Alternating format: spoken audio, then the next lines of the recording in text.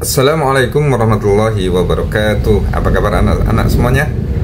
Bapak berdoa mudah-mudahan kalian semuanya dalam keadaan sehat walafiat. Alhamdulillah anak-anak sekalian, hari ini kita akan belajar kembali. Pelajaran kita adalah pendidikan agama Islam dan budi pekerti.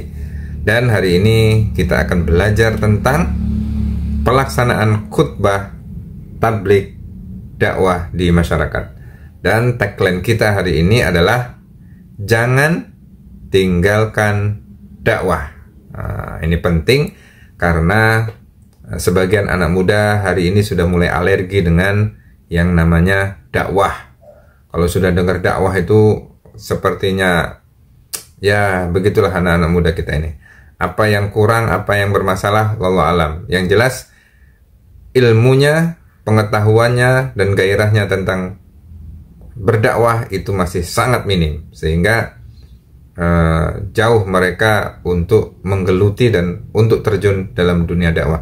Namun saya yakin anak-anak sekalian, di antara kalian semuanya saya yakin kelak di antaranya ada yang akan memiliki kemauan untuk berdakwah, menyampaikan ataupun khutbah.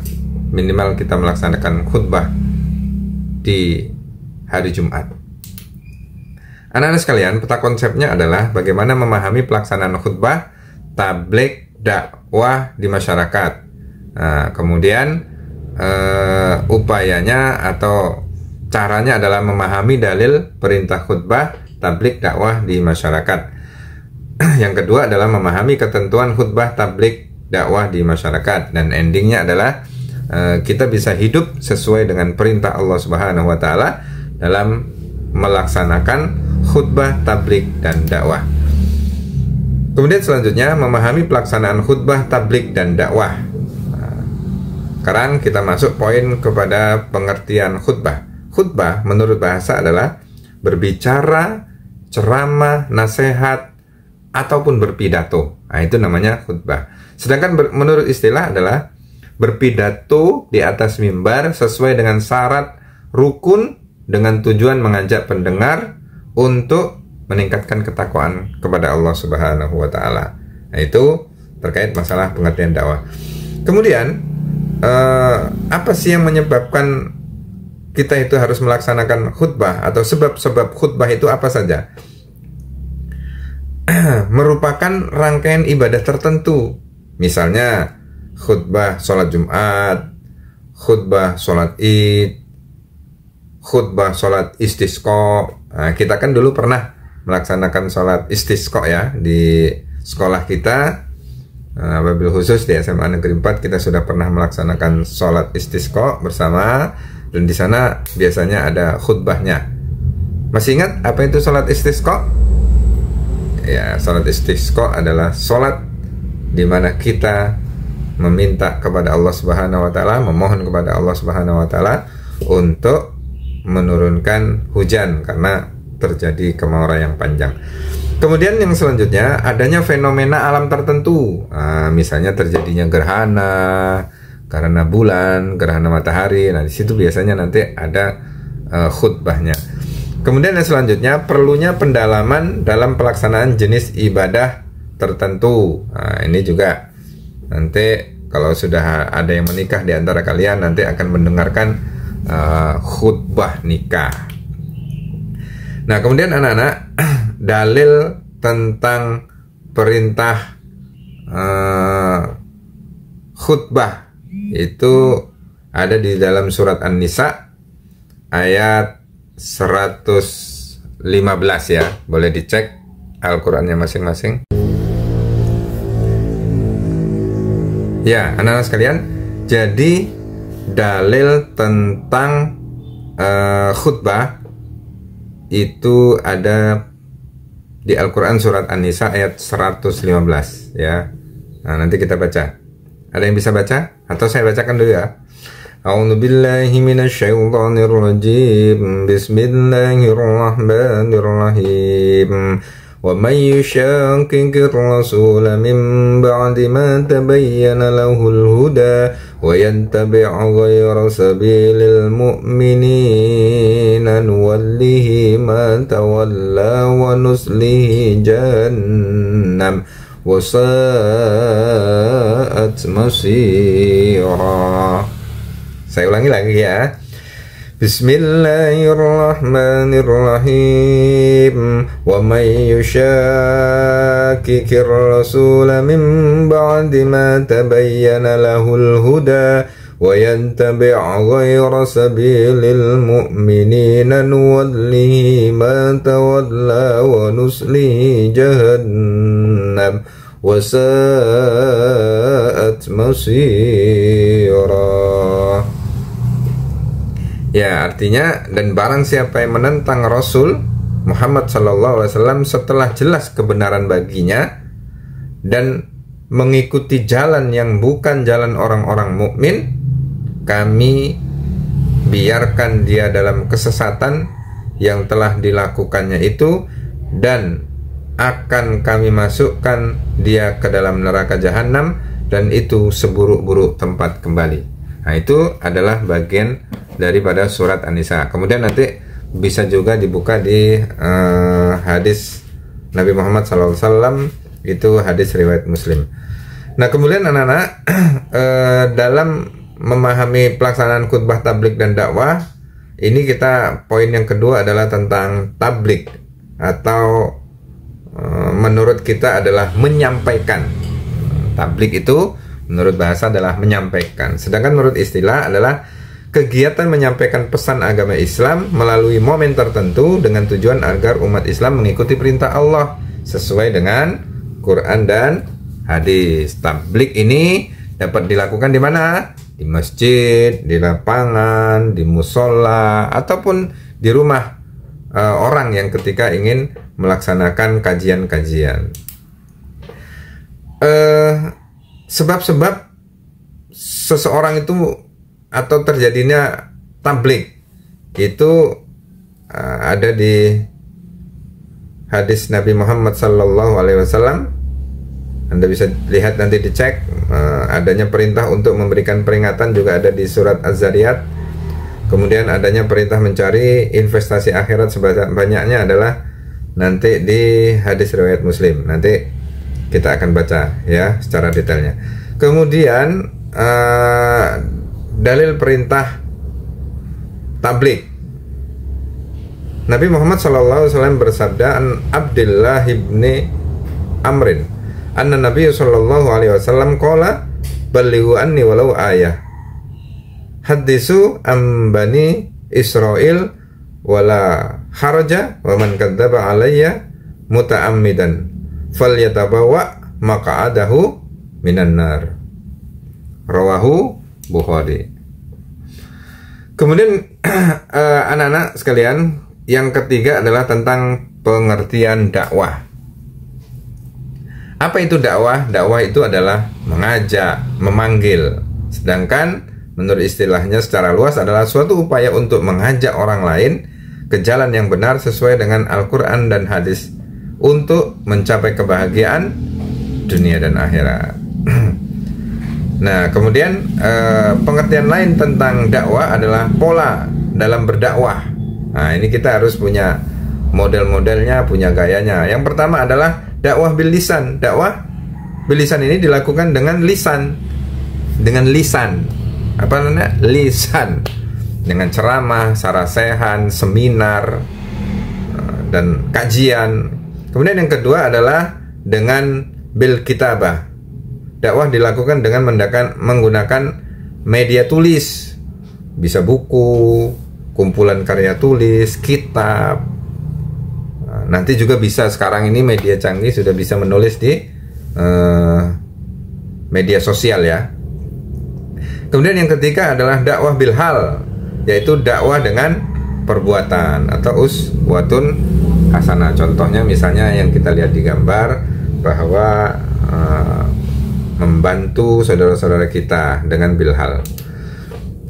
Anak-anak sekalian, sebab-sebab dakwah itu nanti Anda bisa cek di surat Al-Imran ayat 104, kemudian surat An-Nahl ayat 43. Kalau surat An-Nahl ayat dan juga perintah dakwah itu ada di surat An-Nahl 125 ya. Nah, kalau 125 itu ud'u ila sabili rabbika bil hikmah wal mau'izatil hasanah wajadilhum billati hiya ahsan. Inna rabbaka huwa a'lamu biman dhalla an sabili wa huwa a'lamu bil muhtadin. Itu nanti kita perdalam lagi. Kemudian ada juga dalil surat Al-Imran ayat 110. Kuntum khaira ummatin ukhrijat linnas ta'muruna bil ma'ruf wa tanhauna 'anil munkar wa tu'minuna billah. Walau amana ahlul kitab lakana khairan lahum minhumul mu'minuna wa aksaruhumul fasikun. Nanti kita perdalam lagi. Kemudian ini juga ada di hadis Nabi Muhammad sallallahu alaihi wasallam, sami'tu Rasulullah sallallahu alaihi wasallam, man ra'a minkum munkaran falyughayyir bi yadihi, fa illam yastati fa bi lisani, fa illam yastati fa bi qalbi, wa dzalika ad'aful iman. Rawahu Muslim. Kemudian anak-anak sekalian, perlu menjadi penjelas juga dalil tentang perintah dakwah, ada juga tentang etika dalam berdakwah. Nah, ini etika dalam berdakwah, ini ada etikanya ternyata. Yang pertama adalah bersikap lemah lembut sesuai dengan dalil yang kita bacakan tadi. Yang kedua, disampaikan dengan bahasa yang mudah dimengerti, nggak usah pakai bahasa yang aneh-aneh. Yang ketiga, mampu menjadi teladan dalam segala aspek kehidupan. Yang keempat, sifatnya lebih banyak mengajak dan merangkul, bukan merangkul begini, tapi mengajak.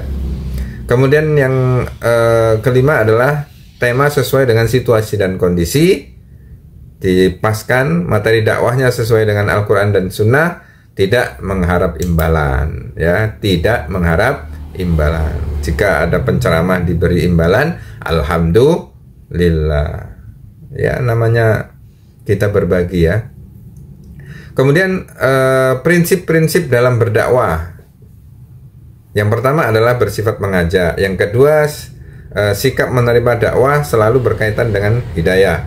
Kemudian yang ketiga, melakukan dakwah dengan pada prinsipnya melanjutkan dakwah Nabi. Kemudian dai mengajak untuk menyembah Allah dan menjauhi segala larangan-larangannya. Kemudian syarat khutbah.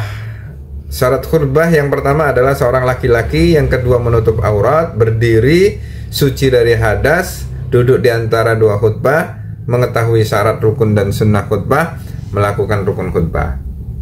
Ini adalah ketentuan-ketentuannya. Sedangkan syarat khutbah bersumber dari Al-Quran dan hadis, mengajak dan mendorong umat Islam untuk meningkatkan ketakwaan kepada Allah sesuai dengan perkembangan zaman, tidak mengandung unsur hasutan, provokasi kepada kelompok tertentu. Kemudian rukun khutbah, satu, membaca hamdalah, membaca 2 kalimat syahadat, ya, membaca sholawat Nabi, membaca Al-Quran, membaca doa. Itu rukunnya. Nah, kemudian macam-macam khutbah. Khutbah yang kita tahu selama ini ada misalnya khutbah Jumat, sholat Id, Idul Adha, Idul Fitri, kemudian sholat gerhana, sholat khutbah saat gerhana matahari, khutbah juga pada saat sholat istisqa. Kemudian anak-anak sekalian, nanti kita kalau bisa membuat praktek, ya, ini diberitahukan adalah praktek khutbah, membuat teks dulu atau konsep pidatonya. Untuk khutbah harus berisi rukun khutbahnya. Untuk pidato memenuhi unsur-unsur, ada pembukaannya, ada uraian isi, dan ada penutup. Harus paham itu. Kemudian untuk khutbah dipraktekkan di masjid atau di musola. Pidato di depan kelas. Anda nanti berlatih di depan kelas, walaupun kita baca teks nggak apa-apa. Namanya juga masih belajar. Kemudian peserta didik, kalian juga harus mengamati peserta khutbah atau pidato dan nanti ngasih nilai. Seperti apa misalnya si Iwan atau Yudi dan lain sebagainya, nanti Anda punya penilaian. Kemudian yang selanjutnya adalah tentang tablik. Syaratnya adalah memiliki kemampuan pengetahuan yang memadai, kemudian memiliki keterampilan metode variatif, memiliki sifat sabar, tidak emosi, kemudian memiliki sifat ikhlas, tidak komersial ya. Komersial ini selalu mengharap. Kemudian persamaan antara khutbah dengan tabligh, sama-sama kegiatan amar ma'ruf nahi mungkar, kegiatan untuk mendakwahkan ajaran Islam, memperoleh janji keberuntungan bagi pelakunya. Perbedaannya antara khutbah dengan tabligh, khutbah dilakukan laki-laki, tabligh boleh perempuan. Nah, makanya ada ustazah namanya kan itu. Kemudian khutbah terikat rukun, tabligh tidak. Tujuan khutbah mengajak umat Islam untuk meningkatkan ketakwaan, tabligh mengajak manusia untuk mengikuti jalan yang diridhoi oleh Allah Subhanahu wa taala sehingga selamat di dunia dan di akhirat. Praktek tablighnya lakukan nanti lomba tabligh secara berkala di sekolah, nanti kita adakan, disiapkan hadiah supaya menarik, ikut para juara untuk berlomba tingkat yang lebih tinggi. Kemudian syarat dakwah dilakukan oleh umat Islam yang memiliki ilmu pengetahuan, menggunakan metode yang menarik, mengajak, merangkul. Dakwah dilakukan dengan terus menerus, jadi jangan pantang menyerah, sabar, ikhlas, tawakal kepada Allah. Persamaan tabligh, dakwah, khutbah, tabligh dan dakwah sama-sama menyampaikan ajaran Islam. Kegiatan yang membuat keteladanan bagi pelakunya, memperoleh jaminan keberuntungan bagi pelakunya, sumber materi dari Al-Quran dan hadis. Perbedaannya, khutbah dilakukan laki-laki, tabligh dan dakwah boleh perempuan. Khutbah terikat rukun, tabligh dan dakwah tidak ada rukun. Khutbah dilakukan di atas minbar, sementara tabligh dan dakwah dan tabligh itu tidak harus menggunakan minbar. Pelaksanaan khutbah terikat dengan ibadah lain, sementara tabligh dan dakwah tidak. Nah, praktik dakwahnya nanti kita akan bentuk secara kelompok, masing-masing kelompok mengumpulkan objek yang akan dijadikan bahan penceramah, mengumpulkan sejumlah nanti sembako untuk berbagi tadi, membagikan kepada kelompok penerima, kemudian nanti membuat laporan untuk penilaian. Demikian anak-anak sekalian, materi tentang khutbah, tabligh dan dakwah. Mudah-mudahan bisa memberikan manfaat dan memotivasi kita semuanya, anak-anak, untuk terus yang pertama adalah jangan alergi dengan dakwah. Mudah-mudahan kita semuanya sehat walafiat. Terima kasih. Wassalamualaikum warahmatullahi wabarakatuh.